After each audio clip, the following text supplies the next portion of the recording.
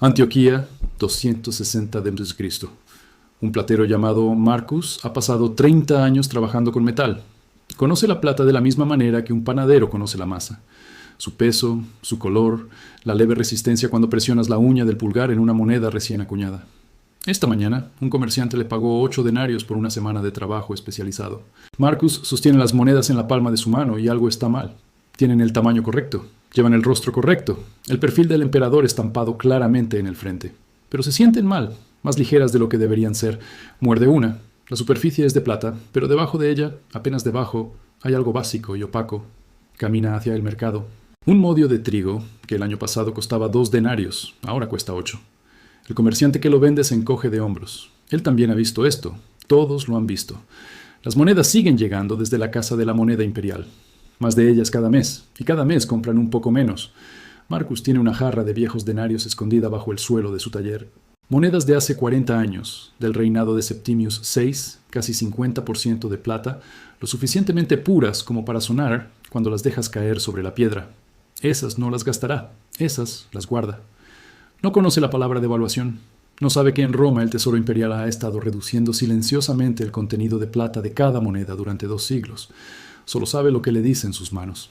Algo le está siendo quitado lentamente, invisiblemente, por personas que nunca conocerá, y no hay nada que pueda hacer al respecto.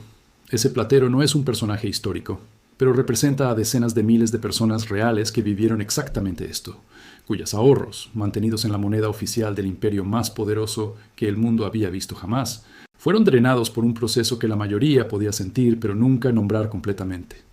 Revisé la evidencia forense, los registros numismáticos, los papiros del Egipto romano, los datos documentados de precios del trigo, el vino y el trabajo a lo largo de 3 siglos. Lo que Roma hizo a su moneda y lo que eso le hizo a su gente no es lo que la mayoría de las personas espera. Al final de este video sabrás exactamente cómo sucedió, quién sobrevivió, qué activos conservaron su valor y cómo se ve el patrón antes de que alguien en el poder admita que hay un problema. Abramos la autopsia. Roma en el siglo I d.C., según los estándares del mundo antiguo, era algo casi milagroso.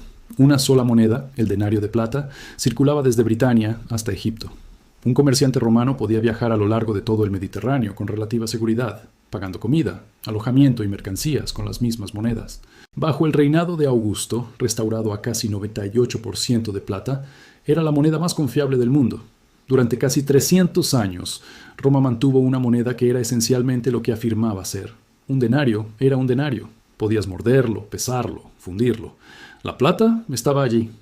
Esa consistencia fue la base sobre la cual se construyó una red comercial en todo el imperio, sobre la cual se escribieron contratos y sobre la cual los soldados confiaron en su paga. Luego llegaron las presiones, guerras en múltiples fronteras, un ejército en expansión que exigía más paga, emperadores compitiendo por lealtad a través de gastos lujosos y espectáculos públicos, los costos de mantener un vasto imperio sin los ingresos de nuevas conquistas para cubrirlos. La solución a la que recurrieron los emperadores fue simple e invisible. Recibir monedas como impuestos, fundirlas, añadir un poco más de cobre, acuñar nuevas monedas con el mismo valor nominal, pagar las cuentas. Comenzó bajo Nerón en el año 64 d.C., después del gran incendio de Roma. Nerón redujo el contenido de plata de casi 99% a alrededor de 90%. Para el romano promedio, el cambio era apenas perceptible. Las monedas se veían iguales. El retrato del emperador era el mismo. Eran aceptadas al mismo valor nominal. Pero los cambistas lo notaron. Los comerciantes que manejaban miles de monedas lo notaron. Y crucialmente, como registró el historiador Tácito, las tribus germánicas más allá de la frontera también lo notaron. Comenzaron a pedir específicamente monedas romanas más antiguas, los denarios más puros, como pago en el comercio. Entendieron instintivamente que no todos los denarios eran iguales. Una vez que se abrió la puerta a la devaluación, resultó imposible cerrarla. Emperador tras emperador redujo aún más el contenido de plata, siempre con una razón plausible: campañas militares, alivio de plagas, defensas fronterizas. Cada devaluación individual era lo suficientemente pequeña como para racionalizarse. Cada emperador podía decirse a sí mismo que su ajuste era menor y necesario. Colectivamente, fueron catastróficas.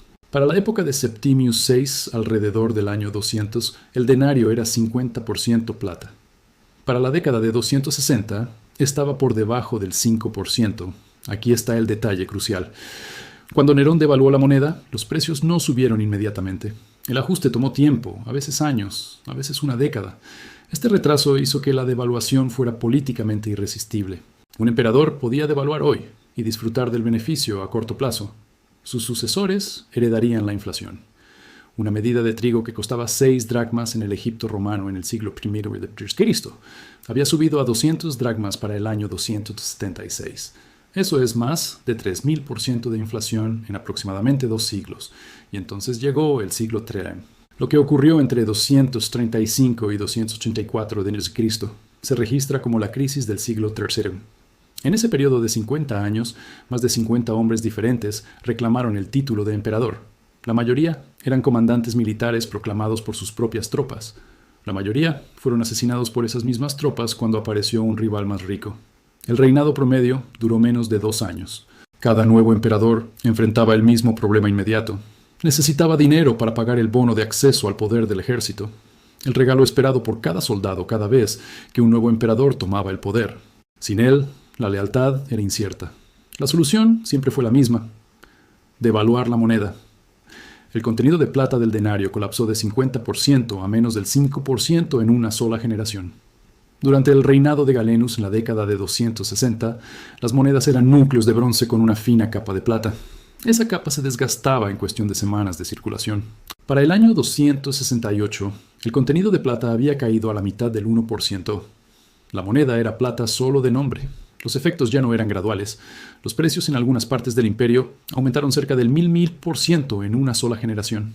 Los soldados exigían mayor paga porque sus monedas compraban menos, lo que significaba que los emperadores devaluaban aún más para cumplir esas demandas, lo que hacía subir los precios.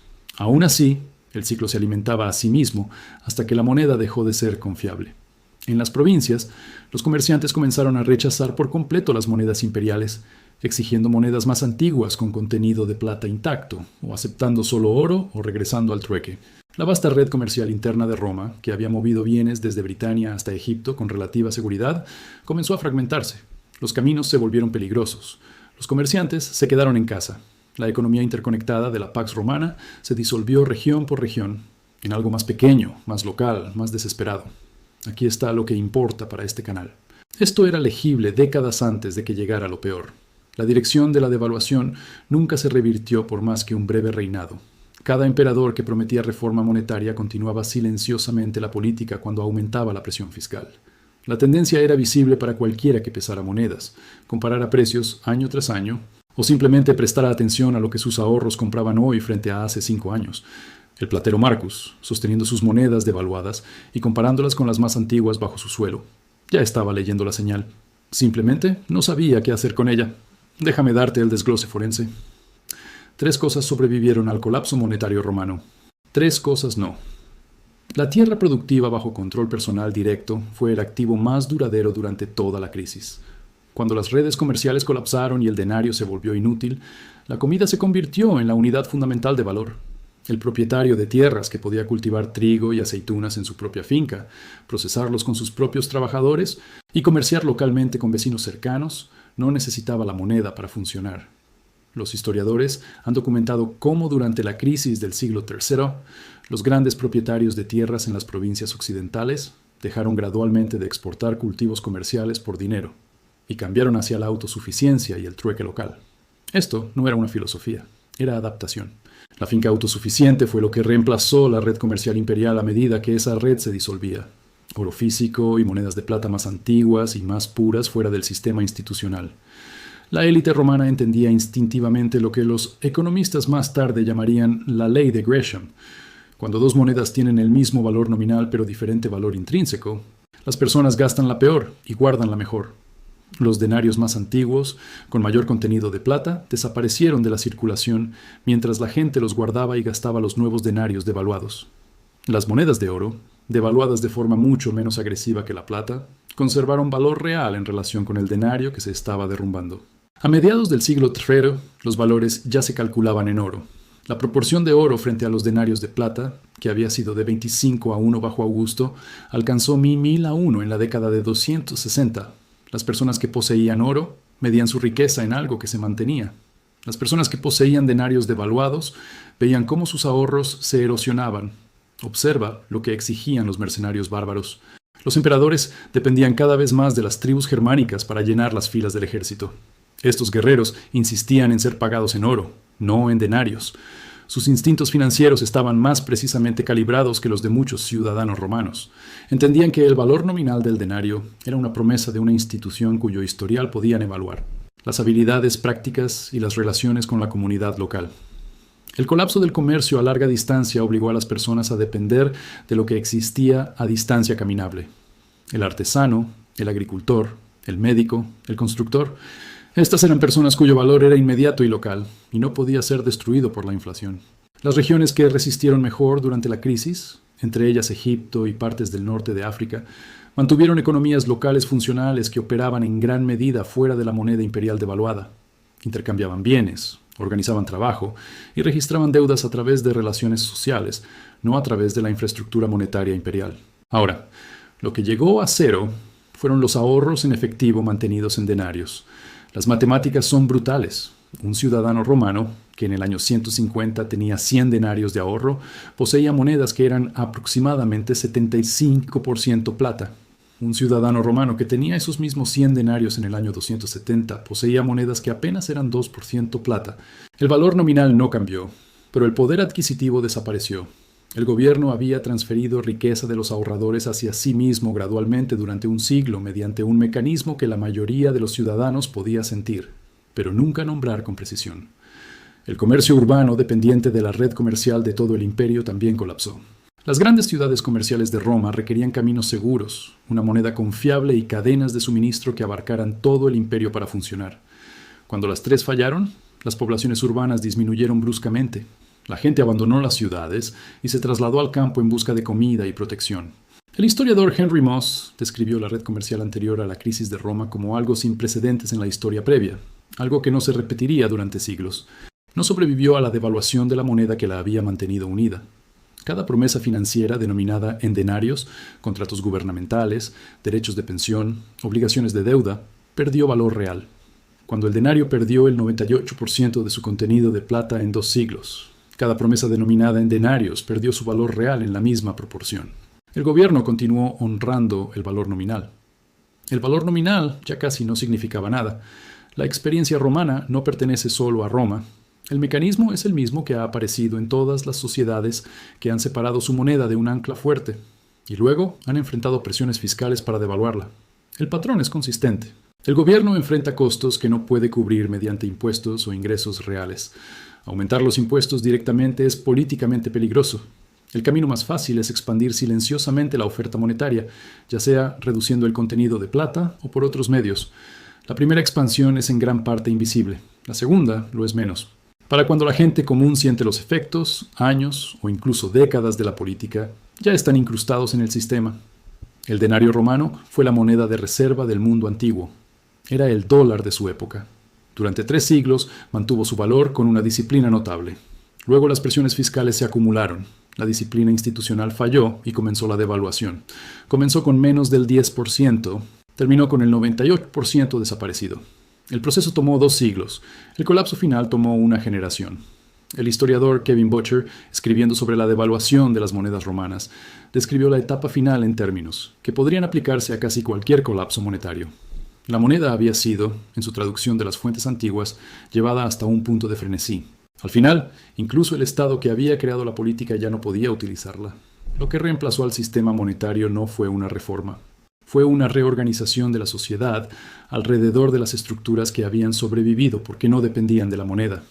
El registro forense romano señala 4 cosas que preservaron la riqueza durante una devaluación que duró 2 siglos y destruyó el sistema monetario del imperio más poderoso de la historia humana. Primero, tierra productiva o capacidad de producir alimentos bajo tu control personal directo. No exposición financiera a productos agrícolas, sino capacidad productiva real que funciona independientemente de lo que esté haciendo la moneda. Los propietarios de tierras que atravesaron la crisis del siglo III y mantuvieron estabilidad relativa, se alejaron de la dependencia de cultivos comerciales antes de que la red colapsara a su alrededor. La adaptación funcionó mejor para quienes se movieron temprano. Segundo, oro físico y plata de alta calidad, mantenidos fuera del sistema institucional. No reclamaciones en papel sobre metales preciosos. no cuentas denominadas en metales preciosos, sino metal físico que posees directamente. Los ciudadanos romanos que preservaron riqueza real fueron aquellos que acumulaban monedas antiguas y puras mientras gastaban las nuevas devaluadas en transacciones diarias. Las habilidades no pueden ser devaluadas. El oro no puede ser acuñado por decreto. Tercero, habilidades prácticas con valor local inmediato. El médico, el molinero, el cantero, el agricultor. Las personas que mejor atravesaron la crisis fueron aquellas cuyo valor se expresaba en lo que podían hacer, no en lo que decía el saldo de su cuenta. Haga lo que haga un gobierno con la moneda. La persona que puede reparar un techo, tratar una herida o cultivar alimentos, conserva algo que no puede ser alcanzado.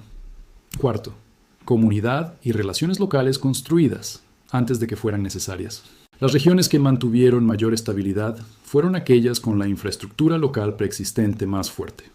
Cuando la red comercial de larga distancia colapsó, lo que la reemplazó fue lo que ya existía a nivel local. Las comunidades que ya tenían esas relaciones establecidas resistieron mejor que aquellas, completamente dependientes del sistema imperial. Lo que notablemente está ausente de esta lista es cualquier cosa que requiera que el sistema monetario imperial permanezca funcional y confiable. El denario fue la moneda de reserva de su mundo. Había sido estable y confiable durante 3 siglos, y luego dejó de serlo. Las personas que se posicionaron para sobrevivir sin él lo lograron. Las personas que asumieron que seguiría siendo lo que siempre había sido descubrieron, a lo largo de décadas de lenta erosión, que no sería así. Marcus, el platero, cerrará esta historia. Está de vuelta en su taller 2 décadas después de aquella mañana en el mercado. La crisis se ha profundizado. El emperador ha cambiado 3 veces este año. Las monedas que salen de la Casa de la Moneda Imperial apenas son plata, un núcleo de bronce con una superficie que brilla brevemente a la luz y luego se apaga. Su taller todavía funciona.